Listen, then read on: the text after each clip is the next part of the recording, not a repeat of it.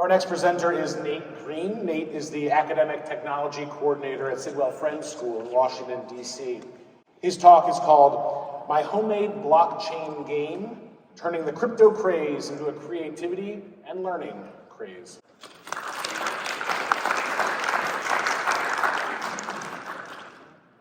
I've been thinking a lot lately about how technology negatively impacts our mental health and our humanity. For example, in the 2010s, my parents' generation got on Facebook and were promptly fed misinformation, hyperbole, and radicalization.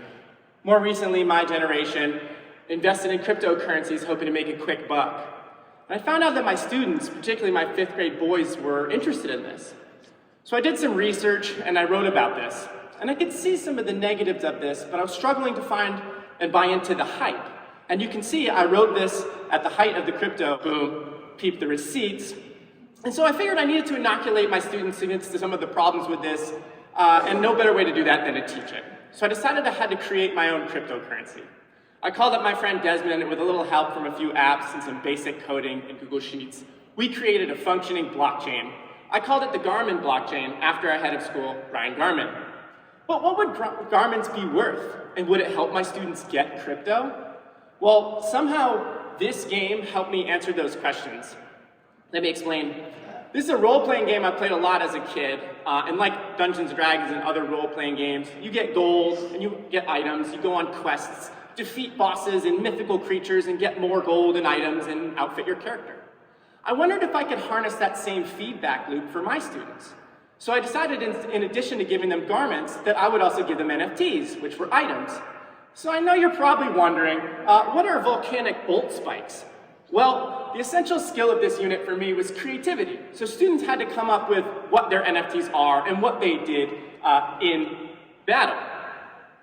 They came up with great ideas. Some of them drew their own NFTs. They were insanely creative, and they put this in their character card. The other essential skill for them was collaboration. No one student had enough Garmins or NFTs to defeat all of the bosses that I drew into the quests. So they had to work together. Another way that they could improve their characters was to make trades. If you filled out a Google form, you could make a trade for Garmins or NFTs, and it would generate a random email to another member of the 5th grade class who had to verify your trade, thus making a block on the public ledger. This gave us some time to talk about the ways that Bitcoin and cryptocurrencies work, and some of the, for example, negative environmental impacts of these technologies, about which my students were not very happy. So this is what the public ledger looked like, and you can see you can track all of the ways in which garments and NFTs had been exchanged. It gave us an opportunity to talk about why I had more garments than all of them, because I got sticky fingers, and who doesn't want more garments? And things like anonymity and privacy, and how to track different purchases. But this is the moment I knew I made it. Students started trading their garments for candy at break. And I knew garments had value. I was so excited. But again, with the way this was set up, it gave us opportunities to talk about scams or some of the trades that they didn't think were fair, and other things related to cryptocurrencies. This was quest day. My students literally ran to class to take a quest, which, to me, I was just as excited because this was essentially just a quiz under a different name. So they donned their frozen, trusty suspenders and careened into battle with nothing more than a fox rattle. The excitement was palpable. Like any good assessment, I was assessing both the skills from my unit and the content. So students had to have used the blockchain to eat these mushrooms to make it longer on their quest. They had to have shown creativity in their character card to fall through a wardrobe into another world, and all kinds of fun things like that. This is Miss Dufour. She is one of the homeroom teachers and one of the toughest bosses for them to defeat. Again, the students had to work together. The only way they could defeat her and get more loot and keep that feedback loop going was to work together. So some students had more knowledge of the content, some students had better character cards or cooler NFTs or were more creative about how to defeat her, and I found that there was something for everyone in this assignment. Excitement just swept the 5th grade, so much so that I had to address it at a team meeting and be like, if you're wondering what the Garmin blockchain is, ask a 5th grader. And And then this magical thing happens that sometimes happens in a middle school, where the teachers saw the excitement and they took another step to really embrace it. So I took this blockchain and wondered if I could bring it out to the other classes.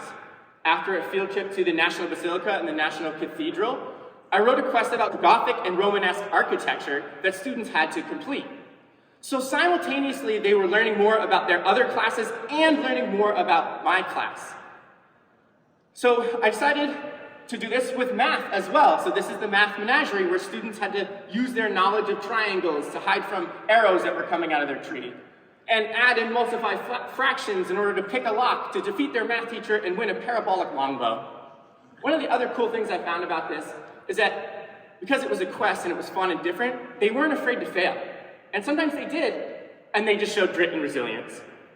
And so later I realized what was happening is they were in a flow state.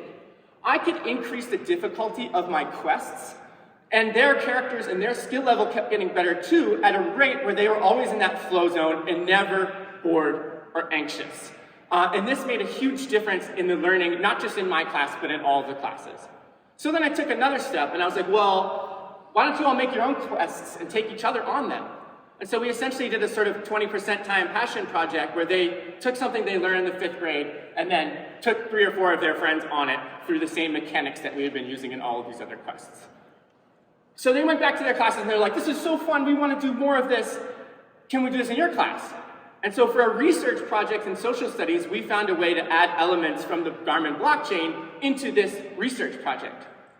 And before I knew it, kids were coming up to me and they were like, Mr. Nate, the science teacher is charging me Garmins for forgetting my lab notebook. And I was like, well, that's great, because I'll go to connect with him and we'll set up a quiz or a quest for science as well, and there'll be more learning. So at the end of this, I asked my students, what are Garmins worth? They made really insightful points about this technology and how it impacted them and how it connects to the world. Some of them pointed out it's all a joke that I made up, so it's not real. But others pointed out that actually it was. They got gummy bears at recess. But moreover, they were learning from it, and they were really engaged with it, and it made them do better in their classes. So for me, that made Garmin's worth it. Audience, let me tell you, we are okay. The kids are all right. They totally understand this stuff. They were wary of unregulated, decentralized blockchains, but they also saw the potential and the excitement. And so coming full circle, as a tech teacher, my job is to make it so they understand the positives and can reject the negatives of new technology in the world they will inherit. Thank you.